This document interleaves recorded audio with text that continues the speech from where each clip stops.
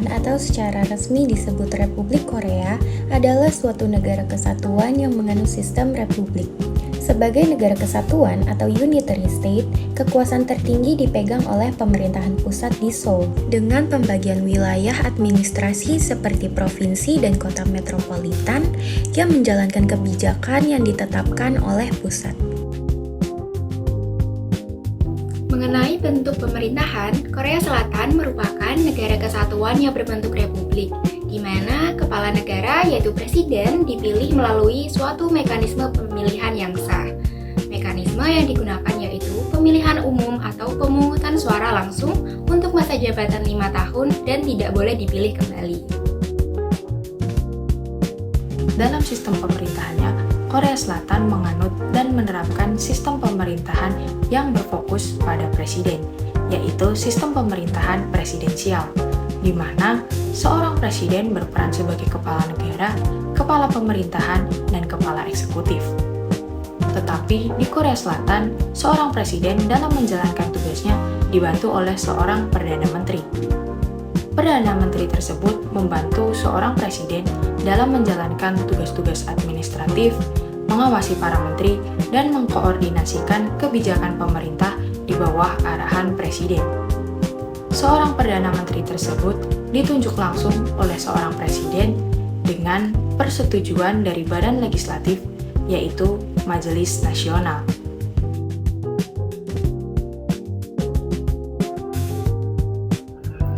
Lalu saya akan menjelaskan pembagian kekuasaan eksekutif yang ada di Korea Selatan.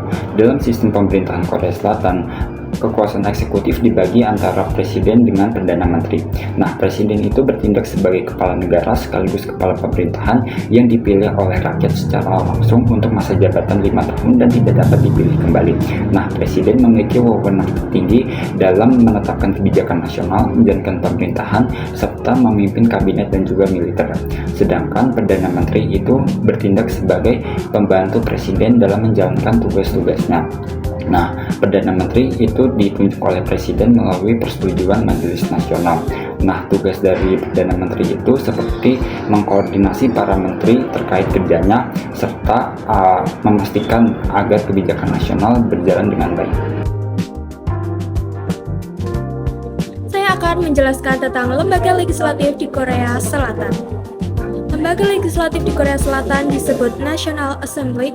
Lembaga ini merupakan parlemen satu kamar atau unikameral yang berkedudukan di ibu kota Seoul.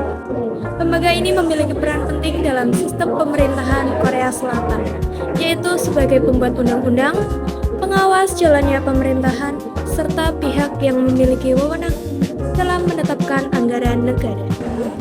Selain itu, lembaga ini juga berwenang memberi persetujuan terhadap pengangkatan pejabat tinggi negara seperti Perdana Menteri dan dapat mengajukan pemakzulan terhadap presiden apabila dianggap melanggar hukum atau konstitusi. Jumlah anggota dari lembaga ini adalah sebanyak 300 orang dengan masa jabatan selama 4 tahun. Sebagian besar anggotanya dipilih langsung melalui sistem distrik tunggal, sedangkan sebagian lainnya berasal dari perwakilan proporsional partai politik. Lembaga ini dipimpin oleh seorang ketua atau speaker yang dibantu oleh beberapa wakil ketua untuk menjalankan fungsi parlemen secara adil dan efektif. Sidang reguler biasanya dilaksanakan setiap tahun pada bulan September, sementara sidang luar biasa dapat diadakan apabila diminta oleh pemerintah atau sejumlah anggota parlemen. Saya akan menjelaskan tentang lembaga yudikatif di Korea Selatan. Lembaga yudikatif di Korea Selatan terdiri dari Mahkamah Agung dan Mahkamah Konstitusi yang beroperasi secara terpisah dalam sistem peradilan yang independen. Mahkamah Agung merupakan pengadilan tertinggi untuk sistem peradilan konvensional Korea Selatan. Mahkamah ini memimpin semua pengadilan biasa termasuk pengadilan tinggi dan pengadilan negeri. Dan Mahkamah Konstitusi berwenang meninjau konstitusionalitas undang-undang, menangani kasus pemakzulan, dan menyelesaikan sengketa yurisdiksi antara lembaga negara atau antara lembaga negara dan pemerintah daerah. 3 poin penting yang saya temukan untuk pemilihan presiden di Korea Selatan. Yang pertama, Korea Selatan menggunakan sistem plurality voting. di mana apabila seorang kandidat mendapatkan suara tertinggi dari rakyat, maka secara otomatis akan memenangkan pemilihan. Yang kedua, presiden akan dipilih melalui pemilihan umum secara langsung oleh rakyat yang diselenggarakan oleh National Selection Commission dan hanya berlangsung sebanyak sekali putaran saja. Yang artinya apabila memiliki 3 kandidat dan salah seorang kandidat memperoleh voting tertinggi, meskipun tidak melampaui mayoritas 50%, akan secara otomatis memenangkan pemilihan tanpa harus melalui putaran kedua. Yang terakhir, untuk masa jabatannya sendiri ditetapkan selama 5 tahun dan bersifat tunggal atau single term. Artinya hanya diperbolehkan untuk menjabat selama 1 periode saja.